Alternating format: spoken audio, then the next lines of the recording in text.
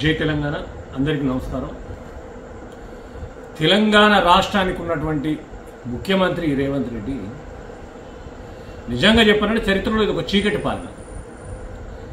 ఒక ముఖ్యమంత్రి స్థాయిలో ఉన్నటువంటి వ్యక్తి దిగజారి నీచమైనటువంటి భాష మాట్లాడుతూ ఉన్నాడు, నీచానికి ఒడిగట్టే పదాలు వాడుతూ ఉన్నాడు। అంటే కనీస సోయలేనటువంటి పరిస్థితుల్లో ఇవాళ ఆయన పదాలు కానీ ఆయన వాడే భాష కానీ ఇలా కనబడతా ఉంది। దీనికి అంతటికి కారణం ఆదిష్టానం ఆయన దేకుతలేదు, ఇంద పార్టీలో ఉన్న ఎమ్మెల్యేల మంత్రులు దేకుతలేదు। ఆ ఫ్రస్ట్రేషన్ అంతా ఈ రకంగా తెచ్చుకుంటా ఉన్నాడు। కేసీఆర్ గారు నీ పాలనలో 1 year వరకు నేను ఇబ్బంది పెట్టాను, 1 year వరకు నేను ఓపిక పడతా, 1 year తర్వాత వస్తాను అసెంబ్లీకి అనగానే ఒక్కొక్కరికి లాగులు దడుస్తూ ఉంది। లాగులు దడిచి ఏం మాట్లాడుతున్నారో సోయి ఉంటుంది। దీనికి ముందేమన్నాడు, నువ్వు ముందు కట్టె లేకుండా నడువు, తర్వాత నన్ను ఓడుదువు అంటున్నాడు। రాజకీయ భాషలో అన్నారు, రాజకీయ దెబ్బ నాది మామూలుగా ఉండదు, శక్తివంతంగా ఉంటుంది। నీ కనీసం ఒక పొలిటీషియన్ కాదు, ఒక ఓటుకున్నాడు దొంగ కాబట్టి నీకు అసూయ లేకుండా నువ్వు మాట్లాడినావు। ఇవాళ ఏమంటున్నావు, స్టేచర్ ఉందనుకున్నావు కేసీఆర్, నువ్వు స్ట్రెచర్ మీదకి పోయినావు, రేపు అటు నుంచి అంటే మార్చరికి పోతా అంటున్నావు। మార్చురికి పోవాల్సింది కేసీఆర్ గారు కాదు, రాదనుకున్న రాష్ట్రాన్ని సాధించి భారతదేశంలో ప్రపంచంలోనే గొప్ప పోరాటాన్ని నిర్మాణం చేసి దానికి న్యాయకత్వం వహించి చావు నోట్లో తలబెట్టి రాష్ట్రాన్ని సాధించినటువంటి గొప్ప నాయకుడు కేసీఆర్।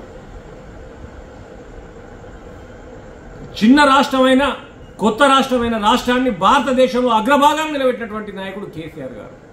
కేసీఆర్ గారి పాలనను ఎన్నో రాష్ట్రాలు అనుసరించినాయి, అభినందించినాయి। భారతదేశంలో ఉన్నటువంటి సెంట్రల్ గవర్నమెంట్ ఎన్నో అభినందనలు, అవార్డులు, రివార్డులు ఇచ్చినటువంటి సందర్భం। అట్లాంటి నాయకుడికి ఏమన్నా అయితే రాష్ట్రం అధోగతి పాలవుతుంది। కానీ రాష్ట్రాన్ని అధోగతి పాలు చేస్తున్న నువ్వు మార్చరికి పోతే రాష్ట్రం బాగుపడుతుంది। రాష్ట్రంలో రైతన్నల ఆత్మహత్యలు తగ్గుతాయి, ఆటో డ్రైవర్ల ఆత్మహత్యలు తగ్గుతాయి, విద్యార్థుల మరణాలు తగ్గుతాయి, క్రైమ్ రేట్ తగ్గుతుంది, దోపిడీ తగ్గుతుంది। నువ్వు అరకొర నువ్వు ఏదైతే చేసినావో 1,50,000 కోట్ల అప్పు తోక తలకాయ లేకుండా ఇప్పుడు దాంతో ఏకాన మేలైతే కాలేత జరకు అది బాగుపడుతుంది। ఏవైతే సంక్షేమ పథకాలు గతంలో కేసీఆర్ గారి ప్రభుత్వంలో ప్రవేశించినా అవి కూడా సక్రమంగా అందుతాయి। నువ్వు మార్చరికి పోవాల్సిన అవసరం ఉంది, కానీ కేసీఆర్ లాంటి ఒక గొప్ప నాయకుడికి ఏమన్నా అయితే రాష్ట్రం ఒకసారి ఒక పెద్దన్న దిక్కు లేనటువంటి పరిస్థితి వస్తుంది। కాబట్టి కేసీఆర్ గారికి కాదు మార్చుకోవాల్సిన అవసరం, నువ్వు పోవాలి ఒక ముఖ్యమంత్రిగా। రాష్ట్రాన్ని నాశనం పట్టించుకుంటూ భ్రష్టు పట్టిస్తున్న నువ్వు మార్చకపోతే ఈ రాష్ట్రాన్ని పట్టిన దరిద్రం పోతుంది, చీడ పురుగు లాంటి నీ పాలన పోతే రాష్ట్రం అభివృద్ధి దిశగా ముందుకు పోద్ది।